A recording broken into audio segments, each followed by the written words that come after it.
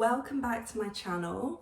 Today I thought it would be fun to film a 24 things I learned throughout my whole 24 years of life. The first life lesson I learned was that comparison really is the thief of joy. It really is.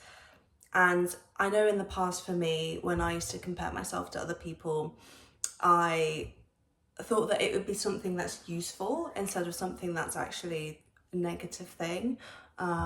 For example, let's say you're learning like a skill or something like that, and you compare yourself to others to see how they're doing that skill, but actually it's hindering you in a way because you think, oh well, this is helpful for my learning, that I can see where I need to improve on, but actually it kind of does the opposite thing.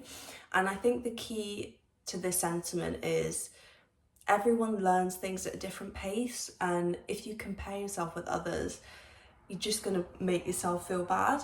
Sometimes you might feel better, maybe you're doing better than others, but I've learned that that's not a good place to get your self-confidence from. The second life lesson is be your own biggest cheerleader. This is so key. You need to cheer so loudly for yourself that when other people don't cheer for you, because it can happen, you won't even notice. And I don't know if you guys watch Tam Kaur's videos. I love her videos so much, and a lot of her videos focus on actually being your own cheerleader and cheering for yourself. And I know in some of her videos she talks about how a lot of people, might see it as being arrogant if you cheer for yourself and that kind of thing. But honestly, guys, it's not. Be your own biggest cheerleader. It will build your confidence so much. And at the end of the day, you need to be your own best friend. There is power in being authentic. That is such a true sentiment. Oh my gosh. Authenticity is so important. The issue with if you're not being authentic, you're not really gonna know what you like and don't like, because you're so busy sort of hiding behind this mask that's actually not you. And when you're authentic, it also helps attract the right people in your life, but also the people who aren't meant to be in your life will be repelled away from you. But that is actually a good thing. And I know at first it can seem a bit like, oh, certain people might not, be drawn to you, that maybe you want them to be drawn to you, but in actual fact, it is a huge benefit because they're not meant for you. And you will find your people so much quicker if you're authentic, because you'll know that they actually like you for you, because you're showing them your authentic self and not like a pretend version of you. Failure is part of success. That is another key lesson I had to learn. And also, failure isn't always a bad thing. And I know it can appear to be a bad thing, and also, internally feel like, oh, this is like the worst thing that ever happened to me. But oftentimes it actually isn't. And I think when time moves on and, things start to look upwards, you reflect back on things that you thought were a failure, but actually they weren't, and actually they meant to happen. And oftentimes, you learn such important life lessons from failures, as I call them. But you learn so much from it, and these failures lead you to where you're actually meant to be. Exercising and eating healthy really affects your mood. This one is so true. Oh my gosh. Eating healthy is so important.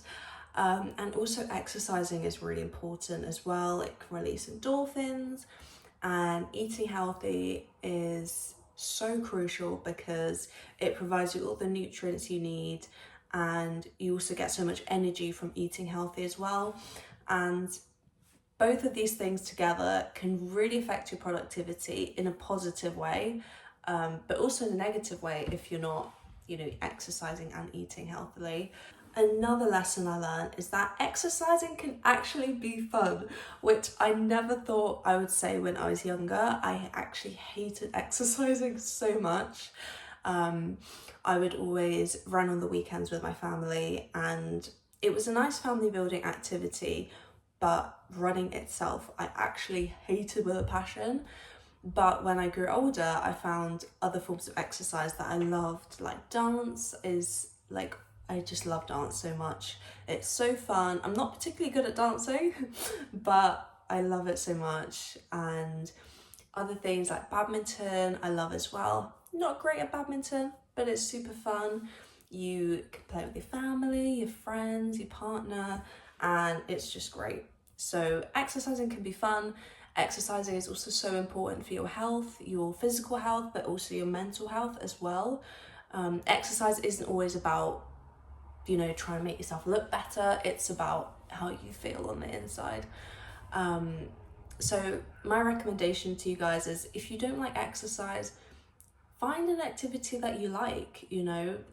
It doesn't always have to be like a mainstream form of exercise like running or, I don't know, tennis, I guess.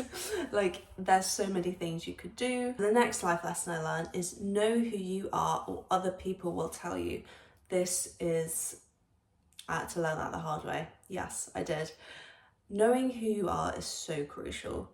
I think it's an evolving thing. Like, I don't think you'll ever at one point like fully know who you are. I think that will change over time as you grow and develop as a person. But I think, yes, knowing yourself is so important, because if you don't, other people will, you know, try and project maybe their limiting beliefs onto you. And the issue with that is that you'll take that on more easily because you don't actually know yourself. And I think that can be really damaging to yourself. So, and also I want to add, it's not always done with malicious intent. When other people project their beliefs onto you, they might not even be aware of it, but I still think it's to protect yourself from that. Knowing yourself is so important. And I know it can be really easy if that's something you struggle with. So tips I've done is do simple things. So decide, okay, do you like Diet Coke or do you prefer Pepsi? And that's such a small thing to like decide, do you like this small thing or this other small thing? But it can really help you to discover yourself and find out what your actual interests are. And I find when you start with small things, you can then move on to the bigger things easier. Rest is still productive. Yes, this is such a key one. Rest is so important. And I know when you've got like exam stress, for example, you might look at rest and think like, I can't rest, it's gonna put me back, which is absolutely not true. Rest is so important, and oftentimes when I've been resting, I've actually had my best ideas. You are the average of the 5 people you surround yourself with. This is so true. I have noticed that when you surround yourself with high vibrational people, it helps bring you up as well. So I think it's really important to surround yourself with people who are good for you mentally, you know. And I think a good way to know whether that's the case is think about how you feel after leaving an interaction with someone. So for example, let's say you meet up with a friend. How do you feel afterwards? Do you feel drained? That's a sign that maybe they're not that good for you. Maybe they like to, I don't know, complain a lot or whatever the case is. But if you feel great after meeting up with a friend, that's a sign that they're really good for you, and that can go for anyone. Just when you're about to give up, your dreams come true. I've experienced this so many times where it feels like something's not working, it's never gonna happen, and then suddenly, just before you're about to give up on it, it comes true. Or even better, something even better comes along that you didn't even know you actually needed in your life, or an opportunity you didn't even think about. So I think that just shows, just persevere, and it might seem tough, but you will get what you work hard for. Being in nature can help regulate your nervous system. Yes, I love being in nature. I love long walks in nature, especially in the afternoon. I find it so relaxing. And oftentimes when I've had like a really stressful day and you just feel anxious and just, yeah, just stressed in general. After I've gone on a walk, sometimes I like to listen to a podcast on my walk or to music, or you could just not listen to anything. That can also be great as well. Sometimes that's needed also. And I find that when I come back from my walk, I just feel so peaceful, and the anxiety and the stress just isn't there anymore. Developing emotional intelligence is crucial to succeeding in life. This is so true, and I think emotional intelligence is a forever journey. Like, I never think, you're fully emotionally intelligent, it's all done, the work is done, nothing more needs to be, completed. But I found that when I developed my emotional intelligence, I was able to understand my own emotions, but also to be able to empathize with other people and understand their emotions as well. And I think that's so important, because when you understand your own emotions and how you're feeling, you can actually regulate your emotions. So let's say, for example, you're feeling stressed and anxious. I think once you acknowledge that, hopefully what you can do, or you can seek help on what to do to help overcome feelings of anxiety and stress. And also, when you're emotionally intelligent, you learn not to take things personally as well, because you start to realize everything is just a projection in most cases. Love is shown through actions and not just words. This is something I had to learn. It really is true. Like, as they say, talk is cheap. And it's true, talk really is cheap. I think love is also shown through words, but I think most importantly is look at people's actions, and that will tell you a lot about them, how they move through the world, their values. You can often learn from other people what those are just by observing people, by listening to what they're saying. The next life lesson I've learned is pick friends and partners who are also emotionally intelligent. This is so crucial, and I think oftentimes it can be easy to forget that that's even a beneficial requirement in relationships, romantic or platonic. And I think when you surround yourself with people who are also emotionally intelligent, once you've gone through that journey yourself, you can have better conversations, and oftentimes it just leads to better relationship in general, because they have that emotional intelligence to oftentimes understand where you're coming from, but also they learn to not take things too personally. Don't put yourself in a box. Yes, it's so easy to do, because I think in society oftentimes it likes to, or people in general actually, like to put others in a box. And I don't think it's always a malicious intent. Like, I think it's just easier for people to understand others once they've categorized them.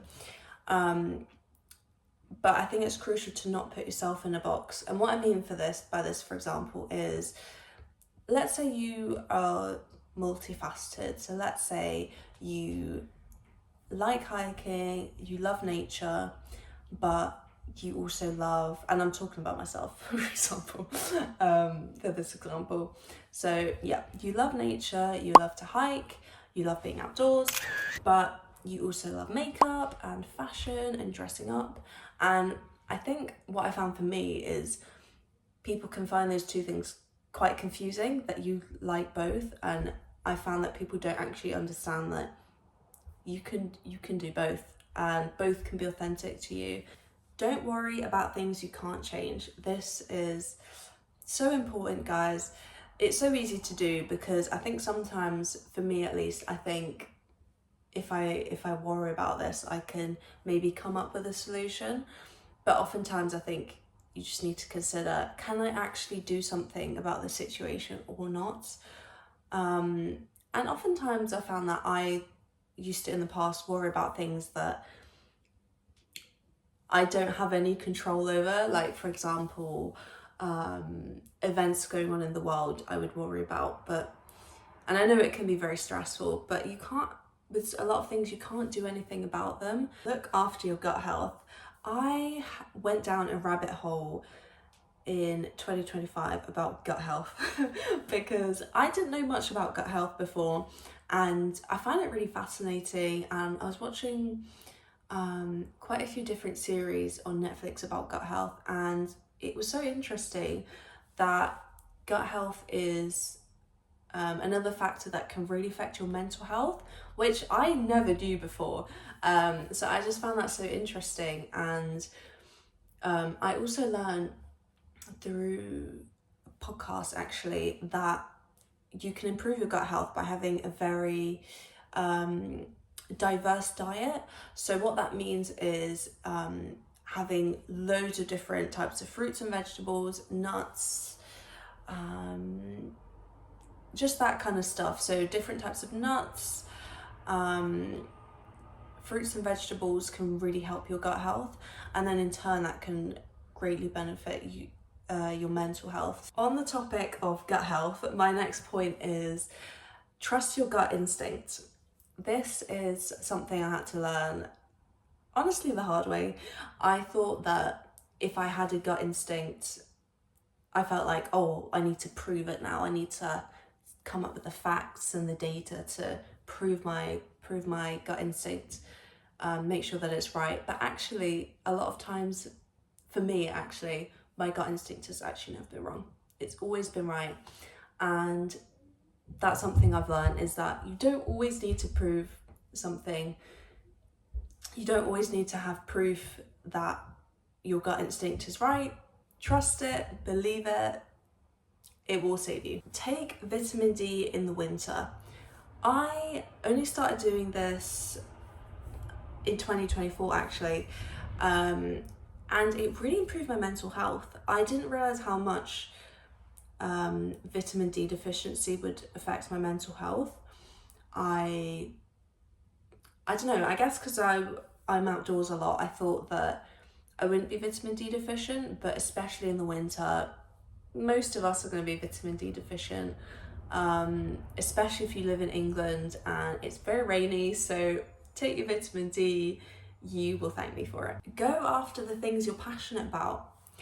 I have started doing this and it's just made me so happy. Like, it's made me so happy. It's given me such purpose in life. And I think oftentimes the things we're passionate about are the things that we're meant to go after, because that's our purpose and that's our calling in this life. Positive inner dialogue is so important. Talking badly to yourself is just not going to help you, just not going to help you. So positive inner dialogue is so important. It will improve your confidence, your mental health, and you'll also be more productive as well. I think that links into one of my earlier points, can't remember which one, but being your own cheerleader is so crucial, and I think it will really help you get far in life. You should only be in competition with your future self. I love this quote. I think it's so true as well. Like, jealousy or comparison is the thief of joy. So true. And I think competing with your future self is such a motivating thing as well, because it gives you something to look up to, and that thing to look up to is your future self. So I just think it's great. I've started doing this and it's made me feel so happy, and it's actually made me more productive as well. Timing is everything. I think this point is it's just made me feel so much more at peace when things that I hoped would happen didn't, because I realised, okay, it probably wasn't the right time. And looking back at things that I wanted to happen but didn't actually happen later on, and then when those things did come into fruition, I realised that was the right time. And if it had happened earlier, it just wouldn't have been the right time. My 24th life lesson I've learned is nothing that is meant for you will miss you. This is, I think, my favourite point that I've learned. And honestly, when you adopt this belief, it will provide you so much peace and comfort, and it's not just like a made up sort of thing to make you feel better. Like, it actually is true. I found that when certain things didn't happen that I wanted to happen, opportunities, for example, I would be so upset about it. But then later on, when I reflected back on it, I realised actually that wouldn't have been great. Or actually that experience, that just wasn't meant for me. Like, it's not fit, it's not perfect for me. And then later on, other things that have happened for me were meant for me, and opportunities that I did get, I was never going to miss because they were meant for me. So I hope you guys enjoyed this video. Let me know which of my life lessons are your favourite. Also, don't forget to share your own life lessons that you've learned. We can all learn from each other. And thank you for watching today's video.